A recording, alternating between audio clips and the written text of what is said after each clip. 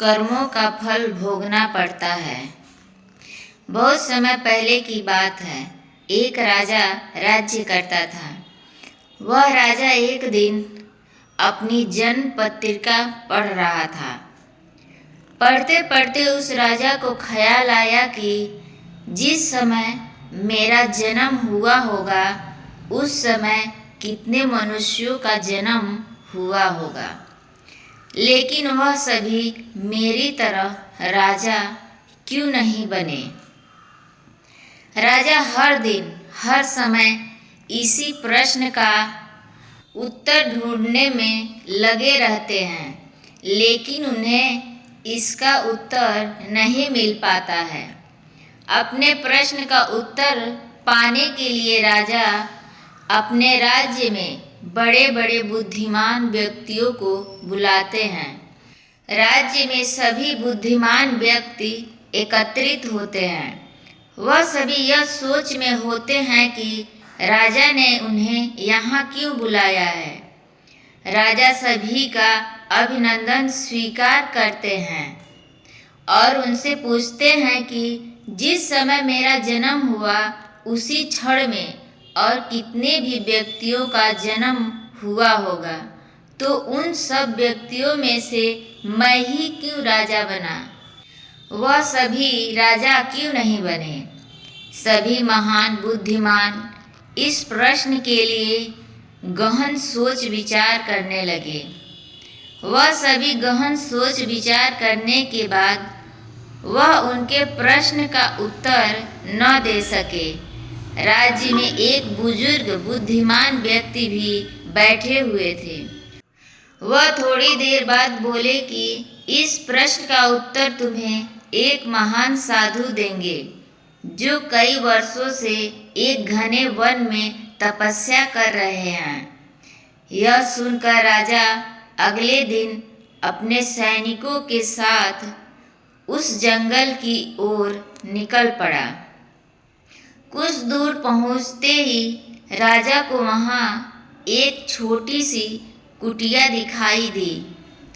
जब राजा उस कुटिया के पास पहुंचा तो उसने देखा कि एक साधु वहां बैठा आग के अंगारे खा रहा है। यह देखकर राजा चकित रह गया। राजा ने हिम्मत करके उनसे कहा कि हे साधु, मैं आपको प्रणाम करता हूँ। मैं आपसे एक प्रश्न पूछना चाहता हूँ कि मेरे जन्म वाले दिन कितने मनुष्यों का जन्म हुआ है। उन सभी में से मैं ही क्यों राजा बना। साधु यह प्रश्न सुनकर बोले कि हे राजन, मैं तुम्हारे इस प्रश्न का उत्तर नहीं दे सकता। थोड़ा आगे चलकर तुम्हें एक और साधु मिलेंगे, वही तुम्हें इसका उत्तर दे सकते हैं। यह सुनकर राजा दूसरे साधु की तलाश में आगे निकल पड़ा। थोड़ा आगे चलते ही राजा को साधु दिखाई देता है और वह साधु मिट्टी खा रहा होता है। यह देखकर राजा हैरान रह जाता है। फिर उस वक्त राजा हिम्मत करके अपना प्रश्न साधु से पूछता है। फिर साधु क्रोधित होकर बोलता है कि तुम जल्दी यहाँ से चले जाओ, मेरे पास तुम्हारे इस प्रश्न का उत्तर नहीं है। परंतु वह साधु उसे एक लड़के के बारे में बताता है और कहता है कि तुम उसके पास जाओ, तुम्हें अपने प्रश्न का उत्तर जरूर मिलेगा। तो राजा उस लड़के की तलाश में आगे बढ़ने लगता है। ढूंढते ढूंढते वह राजा एक गांव में जा पहुंचा। राजा को थोड़े समय बाद वह लड़का मिल गया। वह बहुत ही बीमार था। राजा ने उस लड़के से अपना प्रश्न पूछा और लड़का बोला कि राजन, हम पिछले जन्म में 4 भाई थे। एक बार हम चारों भाई किसी जंगल में भटक गए थे और हमें वहाँ कई दिनों हो गए थे। हमारे पास केवल जरा सा आटा पड़ा था और उसकी हमने रोटियां बना ली थी। जैसे ही हम वह खाने लगते हैं, हमारे पास एक बाबा आते हैं। वह बाबा बहुत भूखे थे। वह हमसे भोजन मांगते हैं।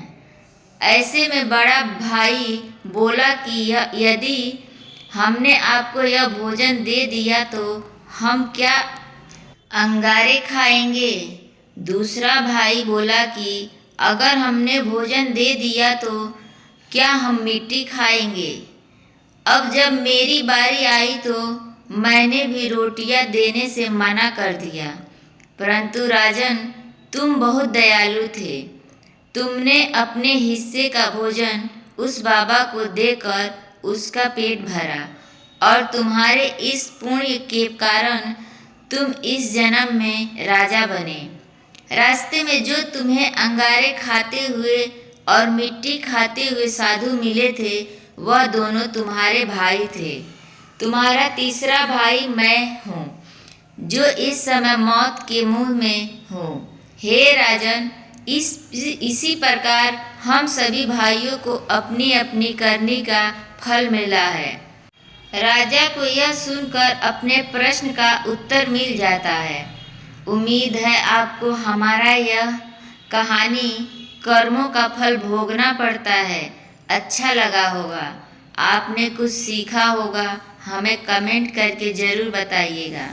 धन्यवाद।